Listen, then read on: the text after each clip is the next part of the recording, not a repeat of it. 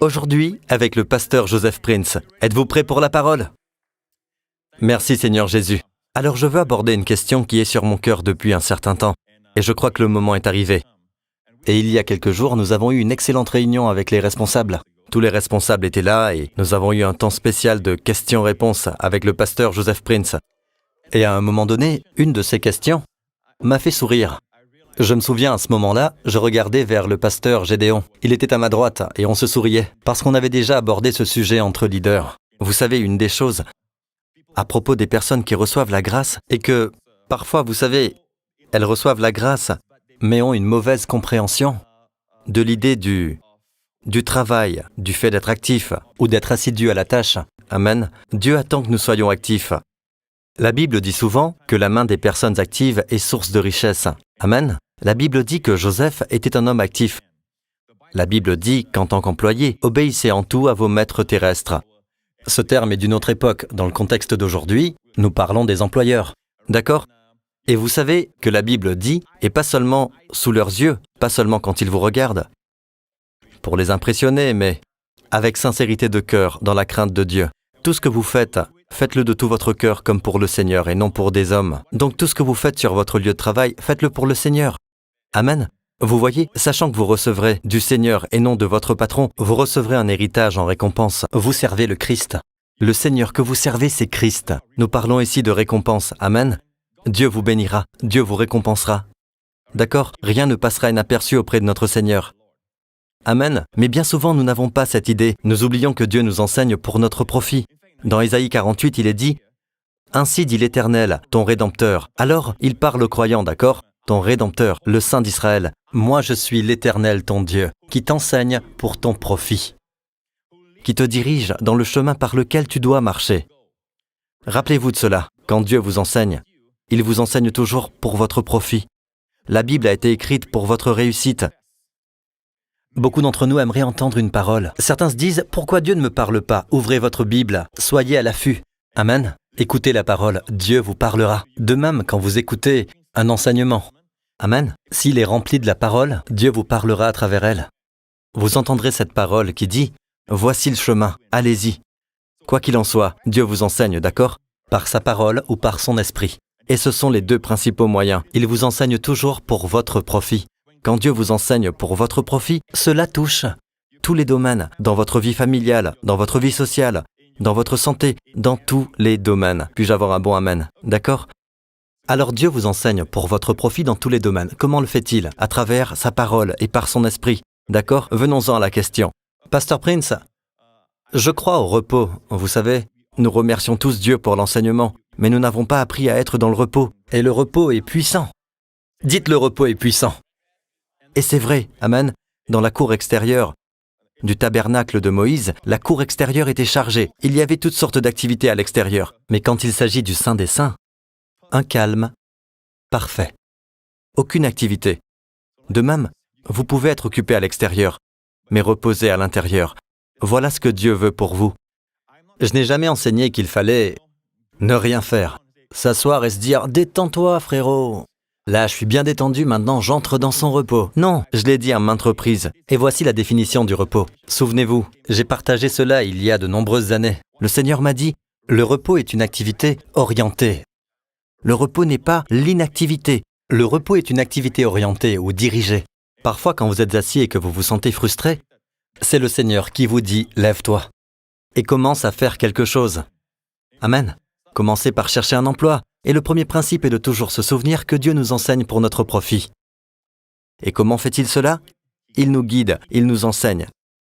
Amen. Mais dans le cadre de l'Église, quand il y a des problèmes, avant de penser à divorcer, vous consultez un autre couple, vous consultez les pasteurs, vous consultez les conseillers, des gens dont c'est le ministère de vous guider dans ces domaines. Vous leur en parlez. Pourquoi? Parce que Dieu utilise ces gens autour de vous.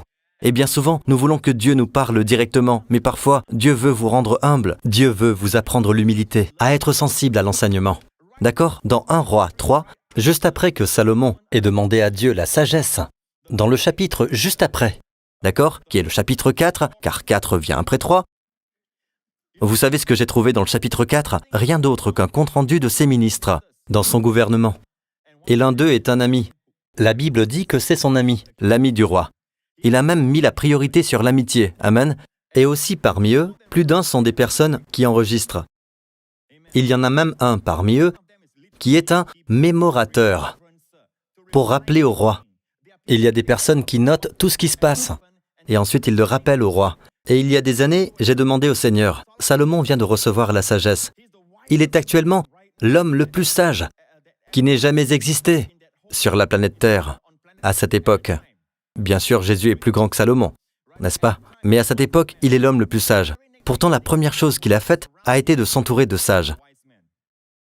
Parce que la Bible dit, il l'a écrit dans Proverbes, celui qui marche en compagnie des sages devient sage. Et ce n'est pas tout, il s'est mis aussi dans une position où il lui rappelle. Vous voyez, plus vous êtes sage, et moins vous tenez les choses pour acquises. Vous vous entourez de personnes qui peuvent vous rappeler à l'ordre, qui peuvent vous guider dans votre vie. Vous avez compris jusqu'ici? Alors qu'est-ce qui en ferait une loi, pasteur, si je fais ça et que ça devienne une loi? J'ai peur d'être sous la loi. À juste titre, car nous ne sommes pas sous la loi, mais sous la grâce. Et Romains 6 dit, en effet, le péché n'aura pas de pouvoir sur vous, puisque vous n'êtes plus sous la loi, mais sous la grâce. Et nous avons défini la grâce comme un don de Dieu. La loi, c'est l'homme qui s'efforce. D'accord? En d'autres termes, la grâce pourvoit. La provision. La grâce et la provision sont synonymes. Amen. La grâce, c'est Dieu qui pourvoit. La loi, c'est Dieu qui exige.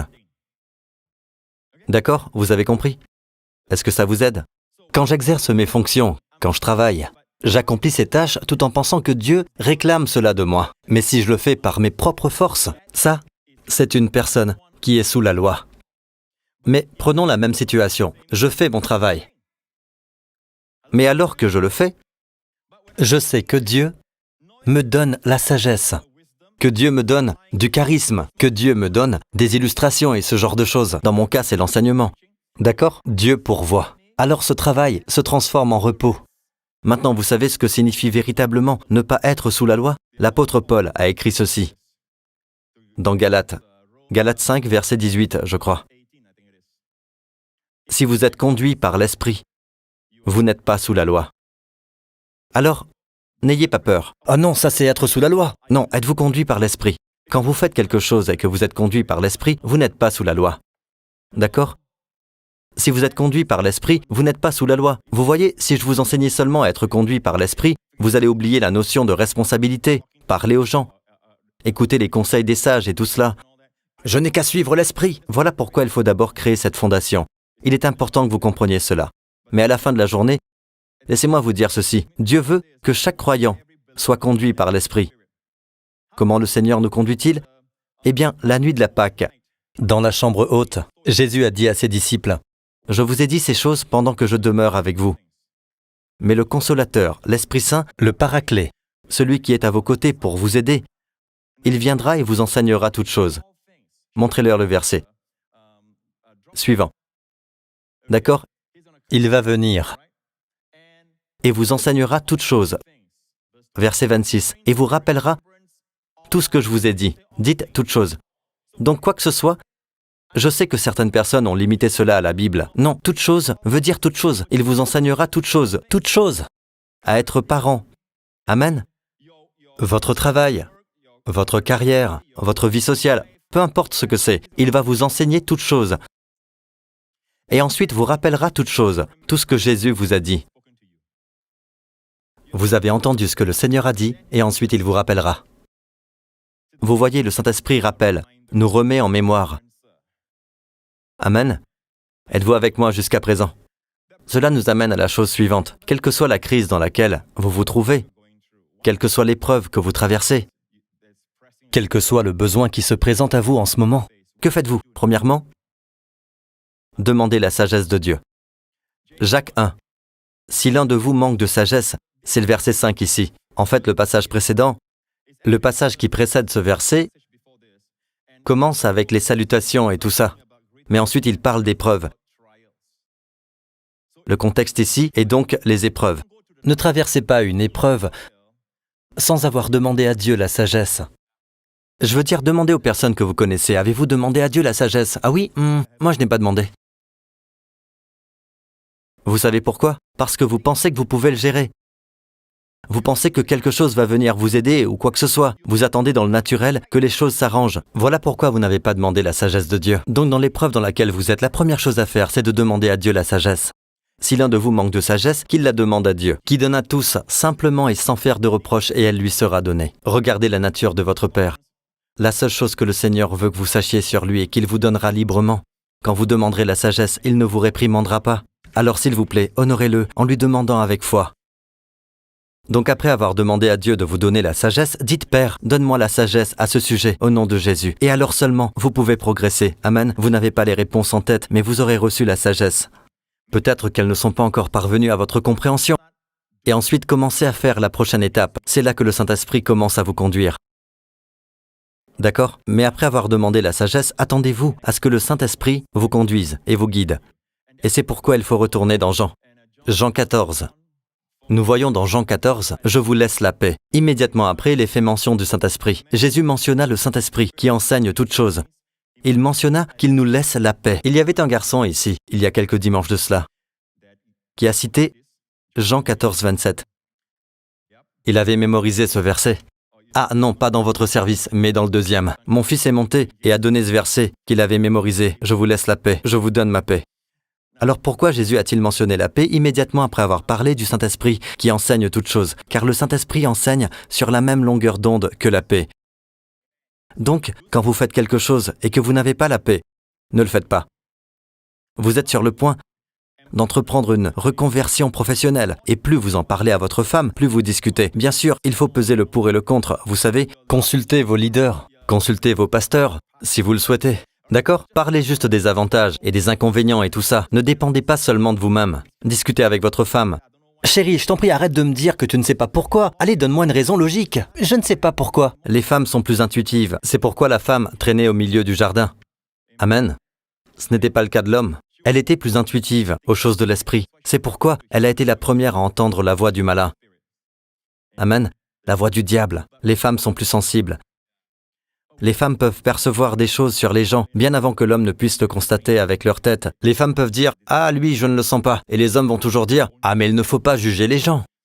Vous leur demandez pourquoi et elles ne savent pas. Mais pour elles, il y a quelque chose qui cloche. Amen. Consultez votre femme. Écoutez, je vais vous dire ceci. Il y a un enseignement qui dit « Quand Dieu vous donne la paix, vous savez qu'elle vient de Dieu ». Maintenant, le fait est que vous êtes censé être toujours en paix. Je l'enseignerai de cette façon. Chaque fois qu'il n'y a pas de paix, si votre paix est affectée, alors écoutez. C'est le Seigneur qui vous conduit, qui vous parle. Car normalement, vous devriez être en paix. La paix est votre mode par défaut. En tant que croyant. Je vous laisse la paix. Vous avez la paix. Amen. Alors, comment savoir quand vous n'êtes pas sur la bonne voie? La paix est affectée. Écoutez quand votre paix est affectée. Lorsque vous faites quelque chose et que votre paix est affectée, ne le faites pas. Il y a des fois où je n'ai même pas faim, mais j'ai acheté quelque chose, d'accord? Je goûte et je me sens en paix en même temps. Bien sûr, je me fie à mon goût, Dieu m'a donné le goût. Je goûte et le goût est 50-50. Je ne sais pas si c'est une nourriture périmée ou autre chose, mais quelque chose en moi me dit « n'y touche pas ». Mais en même temps, je me dis « oh, ça m'a quand même coûté $5. » Ma façon de penser singapourienne prend le dessus. « Oh, quand même, c'est $5. » Le Seigneur dit « non, n'y touche pas ». Ainsi, Dieu nous conduit avec la paix. Ou alors, dans la pratique, c'est lorsque votre paix est affectée. Amen. Dans Romains 8, l'Esprit lui-même rend témoignage à notre esprit quand nous sommes enfants de Dieu. Revenez au verset... Oui, verset 16. L'Esprit lui-même rend témoignage à notre esprit que nous sommes enfants de Dieu. Voilà comment le verset 14 se traduit pour beaucoup d'entre nous. Sous la conduite de l'Esprit de Dieu, ce sont des fils de Dieu. Huios.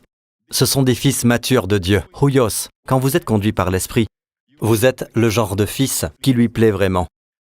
Vous êtes guidé par l'Esprit et il est alors dit, vous n'avez pas reçu un esprit d'esclavage pour être encore dans la crainte. Le contexte ici est très important. Dans l'Ancien Testament, ils ne craignaient pas Dieu de la bonne manière. Voici le contexte ici, un esprit d'esclavage pour être encore dans la crainte. C'est pourquoi le mot « encore » est là, car les saints de l'Ancien Testament avaient la crainte de Dieu. Mais l'Esprit de Dieu que nous avons reçu est un esprit de filiation, d'adoption. Mais oubliez le mot adoption, d'accord? Le mot ici est ostesia, qui est la filiation, de huios. Nous avons reçu l'esprit de filiation par lequel nous crions « Abba Père ». Tu es son fils.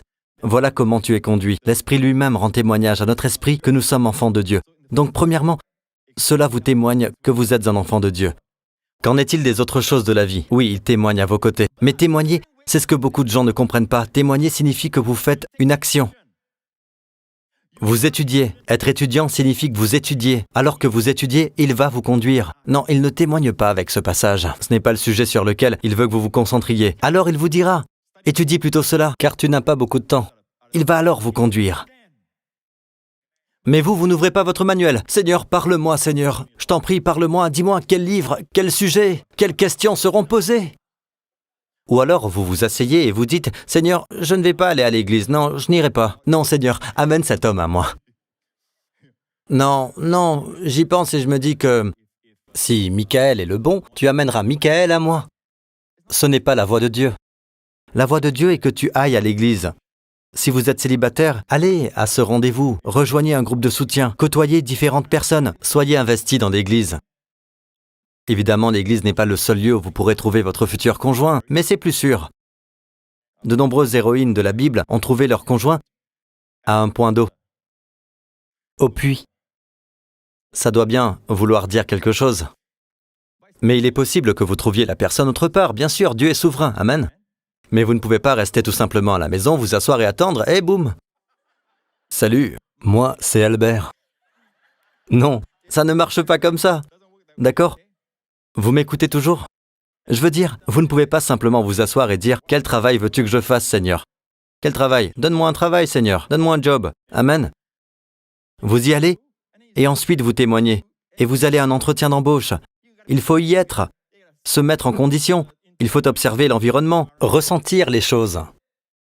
À moins de faire quelque chose, comment peut-il rendre témoignage? À moins d'être en mouvement, vous faites quelque chose. À moins d'exécuter, comment peut-il rendre témoignage? Ce n'est que lorsque vous exécutez qu'il dit oui, il rend témoignage avec cela. S'il n'y a pas d'action, il n'y a rien à témoigner. Dieu dit, regarde, c'est ainsi que Dieu fait les choses. Je vais bientôt conclure. Comment est-ce que Dieu opère? Dieu se sert des gens. Dieu dit, je me suis choisi pour moi un roi parmi ses fils. J'aime ce passage. Dans 1 Samuel 16, le tout premier verset, « Je me suis choisi pour moi un roi parmi ses fils, les fils d'Isaïe. » Dieu n'a même pas mentionné son nom. Alors le prophète Samuel a dû partir à Bethléem, la ville de David où David se trouvait. Et il est allé dans la maison d'Isaïe. Tout ce qu'il avait était le nom d'Isaïe. Il ne connaissait pas les fils. Il avait 7 fils. Ils étaient tous des hommes de guerre. Et David, quant à lui, était dans les champs. Il était berger. Il était le plus jeune. Alors le père dit, « Tu veux voir mes fils ?» Il répond « Oui ». Alors un par un, ils défilent. Le premier était grand, basané et beau. Et Dieu dit, « Ce n'est pas le bon ». Il ne dit rien au père. Le prophète dit au suivant. Le suivant vient, « Ce n'est pas le bon ». Ce n'est pas le bon, ce n'est pas le bon, toujours pas. Jusqu'au dernier. Ce n'est pas le bon. Il demande alors, est-ce que ce sont là tous tes garçons? Et le père, oh oui, j'ai oublié, j'ai encore un autre fils. Imaginez être le fils en question. Imaginez, avez-vous déjà été dans une situation où l'on ne se rappelle de vous qu'en dernier? Le dernier à être appelé dans l'équipe de foot, par exemple. Le dernier à être choisi. David était le dernier. Et quand il est arrivé, roux, disait la Bible, dégoulinant de sueur, il sentait probablement le mouton. Dieu dit c'est le bon. Il l'a oint. Alors ma question est la suivante. Avez-vous remarqué, même le prophète ne savait pas de qui il s'agirait, jusqu'à ce qu'il passe un par un. Un par un. Dieu ne contourne pas le processus de l'entretien d'embauche. Apprenez à connaître les gens. Et quand ils sont en face de vous, alors il peut témoigner.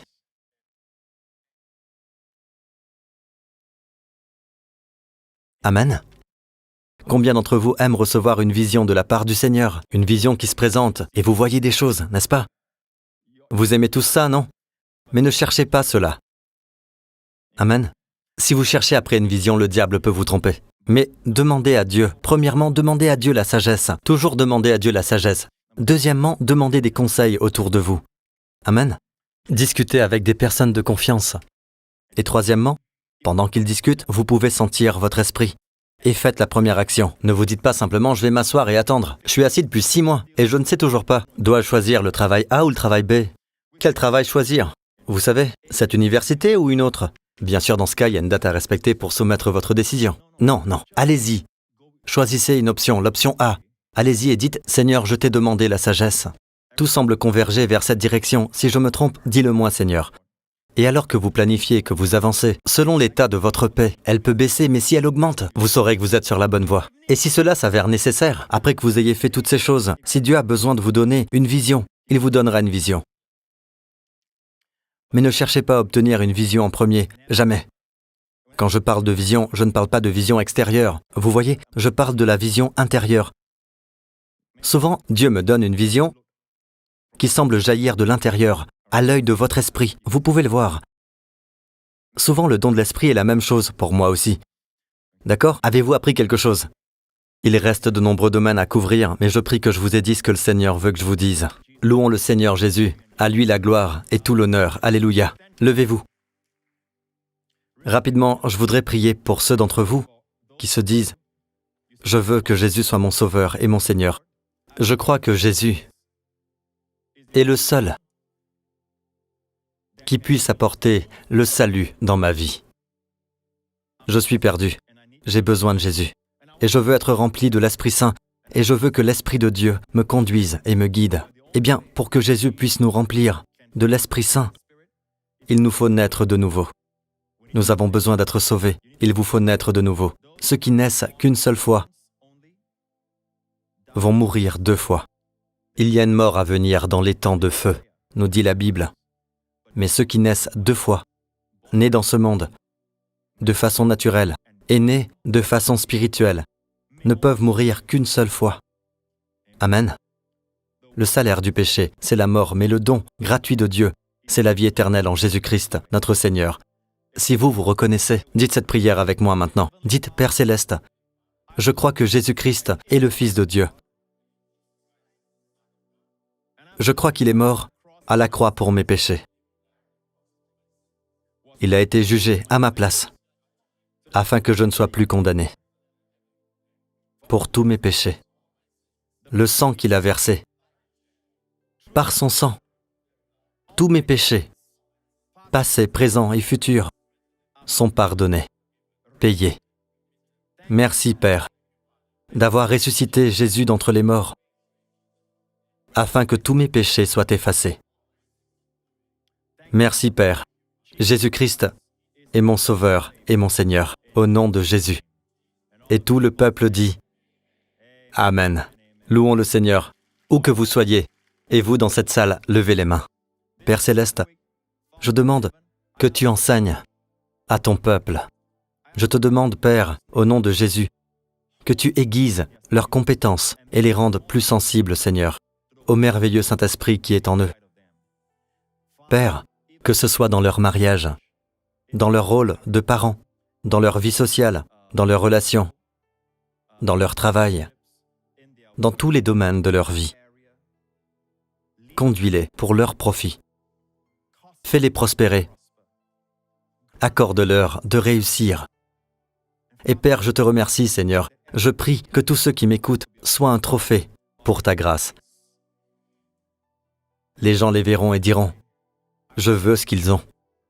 Ils vivent de façon naturelle, mais avec une touche tellement surnaturelle dans leur vie. Que ce soit le témoignage, Père, de tous ceux qui m'écoutent. Et Père Céleste, protège chacun d'entre eux et leur famille du mal, du danger, de tout mal qui pourrait surgir cette semaine, au nom de Jésus. Et tout le peuple dit « Amen ». Que Dieu vous bénisse. À très bientôt. Merci.